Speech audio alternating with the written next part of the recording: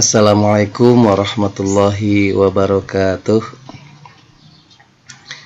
Alhamdulillah wa syukru ala ni'amillah.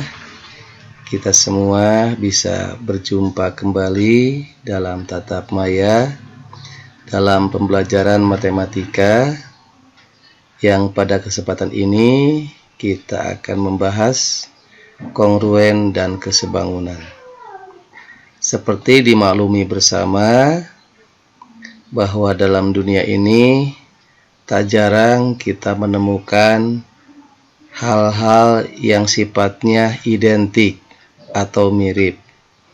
Misalkan saja kalau kita perhatikan antara gambar kupu-kupu dan kelelawar ini, kalau kita bagi dua, ini ternyata bentuknya sebelah kanan maupun sebelah kiri kok jadi sama, identik.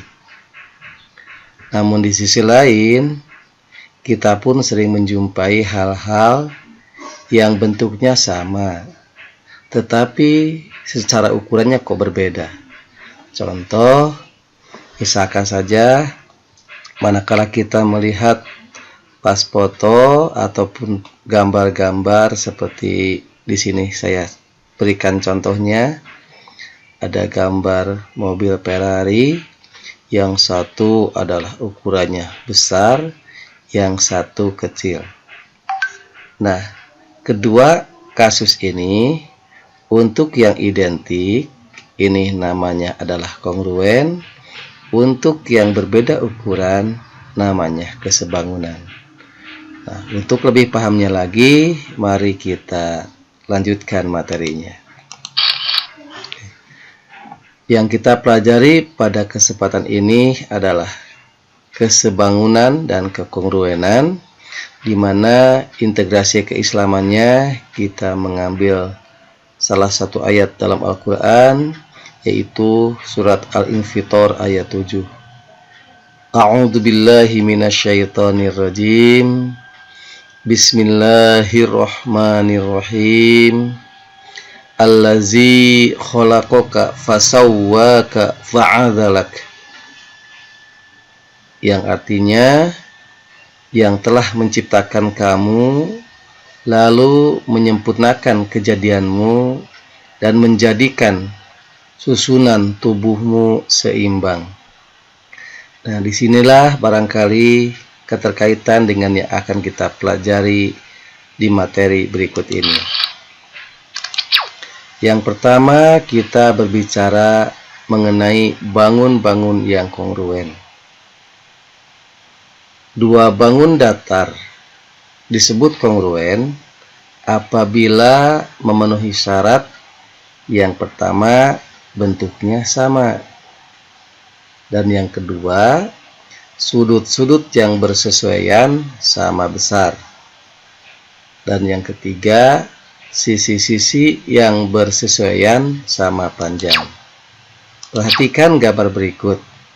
Di sini ada persegi panjang ABC dan persegi panjang KLMN. Apakah persegi panjang ABCD kongruen dengan persegi panjang KLMN? Maka jawabannya, karena bentuknya kedua adalah sama, maka kita katakan dasarnya karena bentuknya sama, yaitu persegi panjang.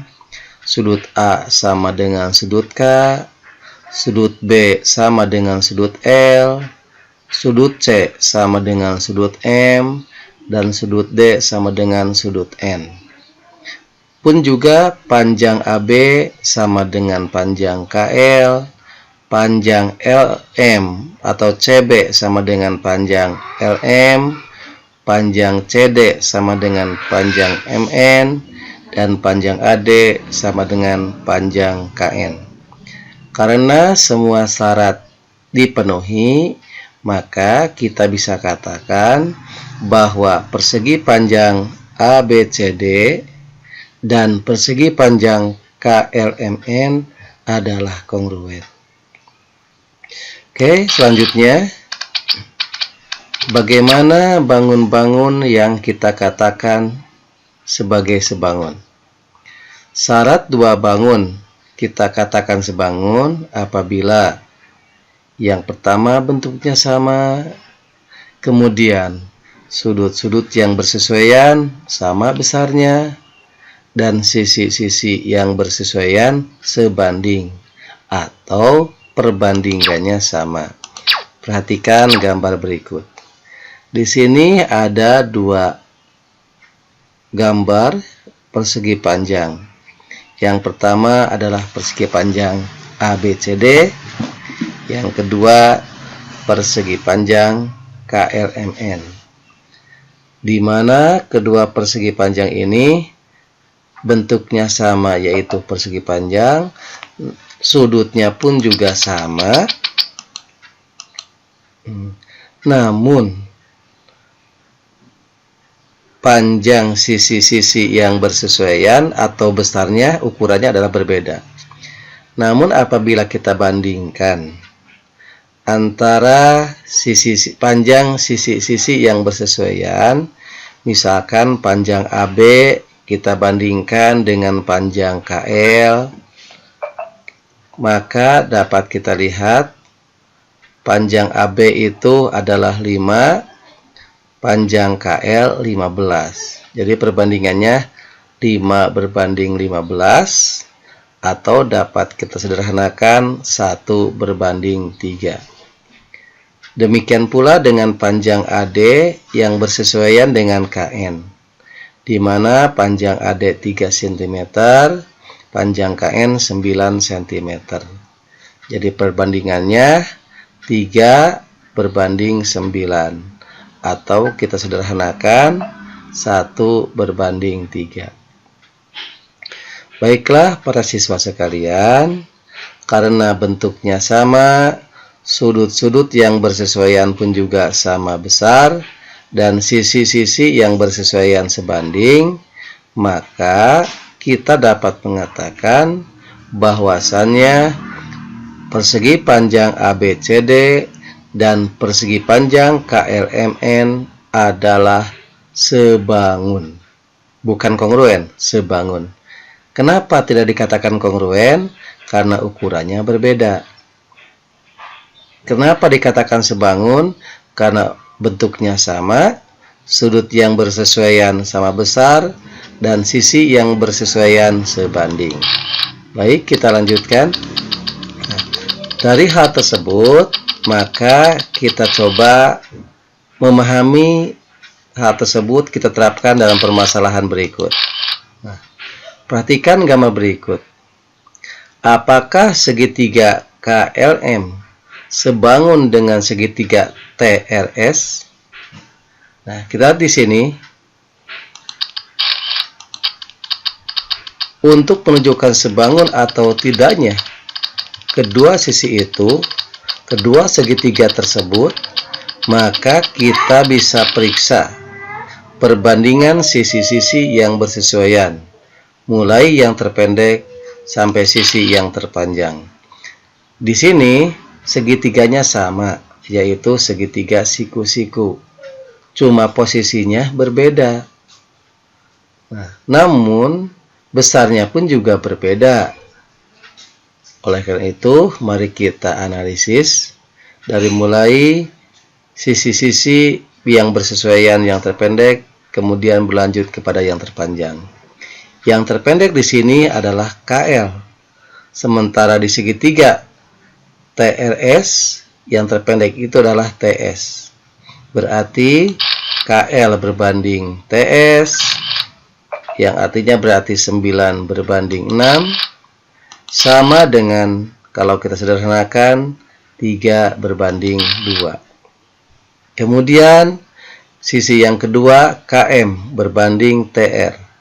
KM adalah 12, TR adalah 8. Jadi 12/8. Kalau kita sederhanakan berarti 3 berbanding 2. Sama dengan yang tadi, 3 berbanding 2, 3 berbanding 2. Yang berikutnya, yang terpanjang adalah LM berbanding SR. Berarti 15/10. Atau kalau kita sederhanakan 3/2. Oleh karena itu, maka karena bentuknya sama, sudut-sudut K yang bersesuaian dengan T juga sama besar, maka KM dibagi TR atau KM berbanding TR itu sama dengan KL berbanding TS sama dengan LM berbanding SR. Ini berarti sisi-sisi yang bersesuaian ternyata memiliki perbandingan yang sama. Oleh karena itu, maka segitiga KLM sebangun dengan segitiga TRS.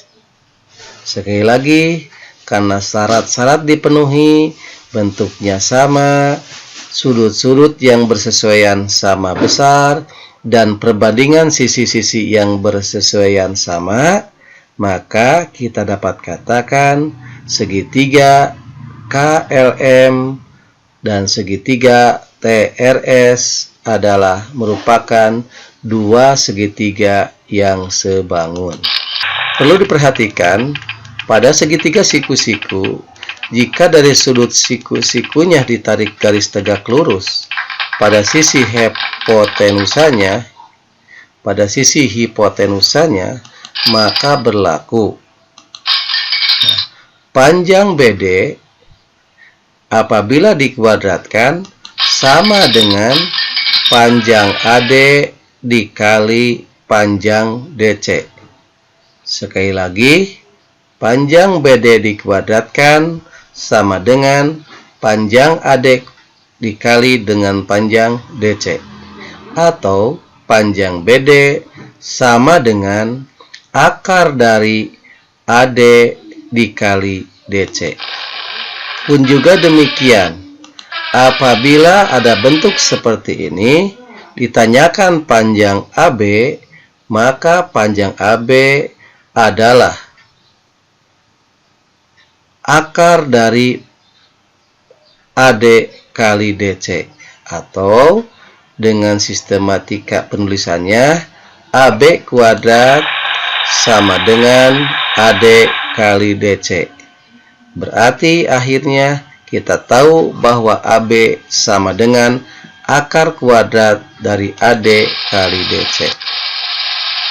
Pun juga misalkan ditanyakan panjang BC seperti ini. Panjang BC berarti adalah merupakan akar kuadrat dari panjang CD dan panjang DA, atau kalau kita tulis secara matematis, BC kuadrat sama dengan AC kuadrat AC kali DC, atau BC sama dengan D akar kuadrat dari AC kali DC. Gitu ya. Baik, kita lanjutkan lagi. Dari hal-hal yang tadi, maka kita implementasikan ke dalam bentuk soal. Contoh, panjang garis tinggi pada segitiga PQR adalah ini. Dari mana ini? Berarti nanti SQ itu merupakan akar dari PS kali SR. Bagaimana cara mengerjakannya? Baik, kita lihat pengerjaan sebagai berikut. Untuk mengetahui panjang SQ, maka berarti kita tahu SR adalah 9, PR adalah 13 cm. Dan kita belum tahu berapa PS. Maka untuk mengetahui panjang PS, berarti kita bisa lakukan dengan cara mengurangi panjang PR dikurangi panjang SR. Berarti 13 dikurangi 9 sama dengan 4. Sehingga sekarang kita tahu PS 4, SR 9. Sehingga panjang SQ adalah SQ kuadrat sama dengan PS kuadrat PS kali SR. Sekali lagi, SQ kuadrat sama dengan PS kali SR, atau SQ sama dengan akar dari PS kali SR. Berapa PS atau SP? 4. Berapa SR? 9. Berarti 4 kali 9 sama dengan 36. Maka itu adalah nilai SQ kuadrat. SQ-nya tinggal kita akarkan, akar pangkat 2 dari 36 sama dengan 6. Jadi panjang SQ atau QS adalah 6 cm. Siswa sekalian, selanjutnya contoh soal yang lainnya. Panjang PQ pada segitiga PQR, ini yang ditanyakannya, PQ, maka berarti panjang PQ ini dapat kita kerjakan dengan cara memperhatikan panjang PS dan panjang SR. Mari kita lihat cara pengerjaannya sebagai berikut.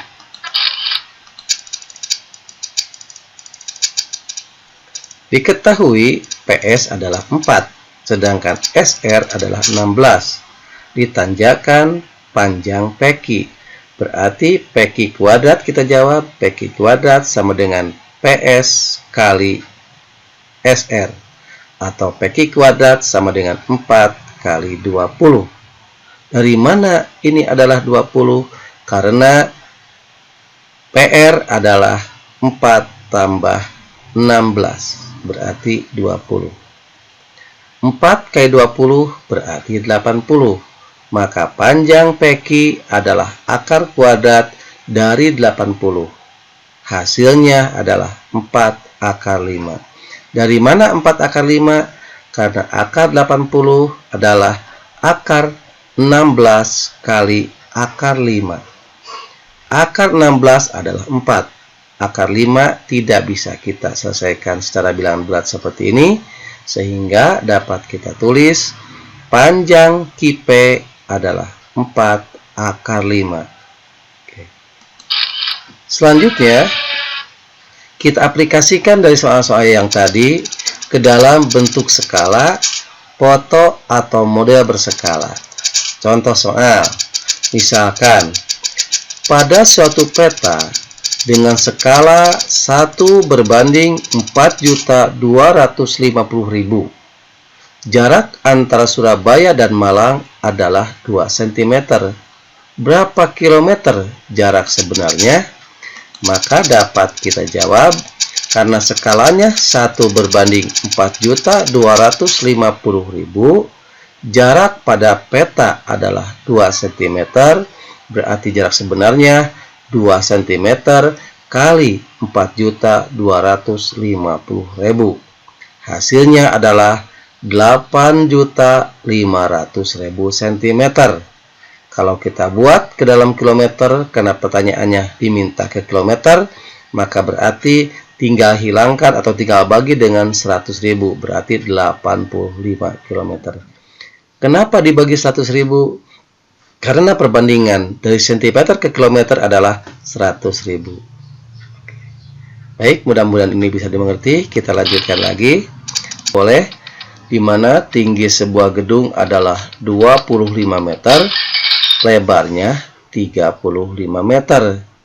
Jika tampak pada layar TV ternyata lebar gedung hanya 21 cm, yang tadinya 35 meter menjadi 21 cm, berapa tingginya?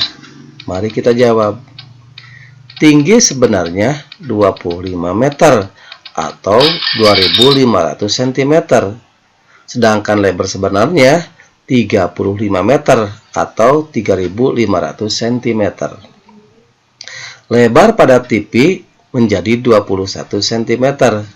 Tentukan tinggi pada TV. Nah, tinggi pada TV dibandingkan dengan tinggi yang sebenarnya sama dengan lebar pada TV dibandingkan lebar yang sebenarnya. Sehingga berarti X dibagi 2.500 sama dengan 21 dibagi 3.500. kita kali silang, maka berarti 3500X sama dengan 2500 kali 21. Ini dikali silang. Berarti 3500X sama dengan 52.500. Maka X berarti 52.500 dibagi 3.500 sama dengan 15. Berarti tinggi pada TV hanyalah 15 cm. Baiklah, demikian yang dapat saya sampaikan pada video kali ini.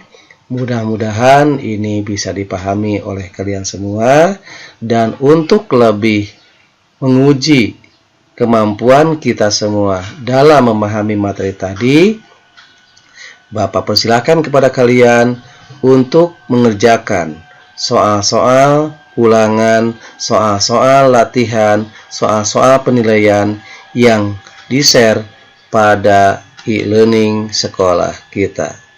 Itu saja barangkali yang dapat disampaikan. Terima kasih, mohon maaf atas segala kekurangannya, dan kita akhiri. Walhamdulillahirabbil alamin. Wassalamualaikum warahmatullahi wabarakatuh.